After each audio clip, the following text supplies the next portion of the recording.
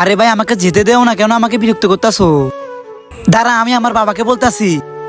বাবা, আমি স্কুলে যাওয়ার সময় এক ছেলে আমাকে প্রতিদিন বিরক্ত করে। ঠিক আছে ফিনান, এদিকে আস। একে কাল থেকে তুই স্কুলে দিয়ে আসবি, আর ওকে যে ছেলে ডিস্টার্ব করবে ওকে আমার কাছে নিয়ে আনবি। ভাইয়া, এ ছেলে যে আমাকে প্রতিদিন স্কুলে যাওয়ার সময় ডিস্টার্ব করে।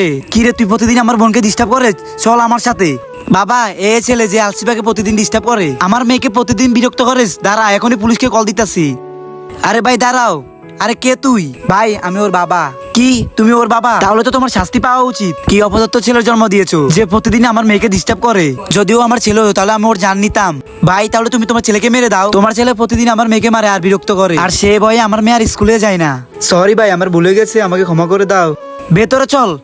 কিন্তু তার আগে তোমরা যদি শতানের মধ্যে আল্লাহর মধ্যে শতানকে ভালোবাসো, তাহলে তুমি এখনই এই ভিডিও থেকে বের হয়ে যাও। আর যারা আমার মতো আল্লাহকে ভালোবাসো, তারা এই ভিডিওতে লাইক দিয়ে চ্যানেলটি সাবস্ক্রাইব করো, আর কমেন্টে অবশ্যই আল্লাহ লিখো।